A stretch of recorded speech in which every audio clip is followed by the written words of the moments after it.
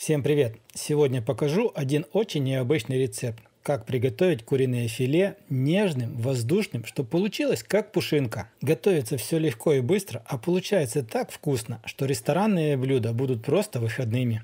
Итак, в первую очередь берем две половинки куриного филе и нарезаем его на кусочки, как вам удобно, но самое главное, чтобы толщина в этих кусочках была примерно 1 сантиметр. Полностью все нарезанное кусками мяса отправляем в отдельную глубокую тарелку. Ну а сейчас самый большой секрет. Берем минеральную воду, сильно газированную, и этой водой заливаем полностью все мясо. Неважно, какая у вас будет минералка, самое главное, чтобы она была сильно газированная. То, что у вас осталось в бутылке, никуда не девайте. В конце нам еще понадобится немножко этой воды. Хорошо все перемешиваем так, чтобы каждый кусочек мяса покрылся водой, и отставляем в сторонку ровно на то время, пока мы приготовим очень классный кляр-маринад. В другую глубокую тарелку отправляем 2 столовые ложки майонеза. Сюда же в тарелку нужно вбить одно куриное яйцо. Добавляем 1 чайную ложку смеси разных перцев. 1 чайную ложку обыкновенной острой горчицы. Еще сюда добавляем 2 столовые ложки обыкновенного соевого соуса. Ну и конечно же нужно будет пропустить через чеснокодавку 3 зубчика чеснока. И только после этого все нужно будет очень хорошо перемешать почти до однородного состояния. И сразу же после того, как вы приготовили этот вкусный маринад, берем мясо, которое было залито минеральной водой, сцеживаем полностью всю минеральную воду. И только затем будем отправлять полностью все мясо в этот кляр-маринад.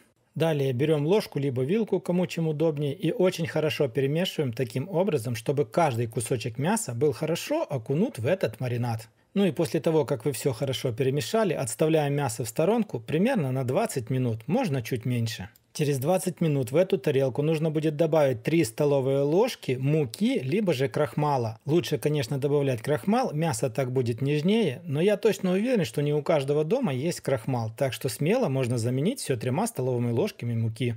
Затем стараемся все хорошо перемешать, так чтобы каждый кусочек мяса уже покрыт был хорошо мукой.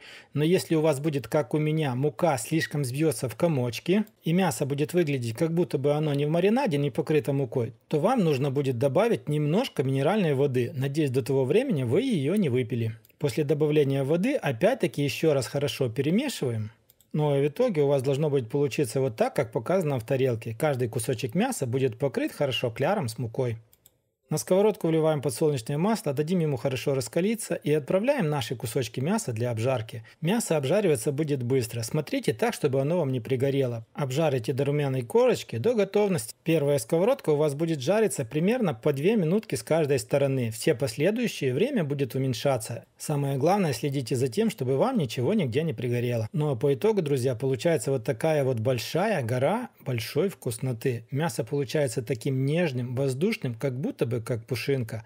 Просто тает во рту, как сливочное масло. Пробуйте приготовить по такому рецепту, и я уверен, вы долго запомните этот рецепт и долго будете готовить именно так. Ну что ж, на этом у меня на сегодня все. Если вам понравилось, поставьте лайк, напишите комментарий под этим видео, понравилось или нет, поделитесь роликом с друзьями. Ну а мы с вами встретимся, как всегда, в новых видео на канале Аппетитная кухня. Всем пока, всем до скорых встреч!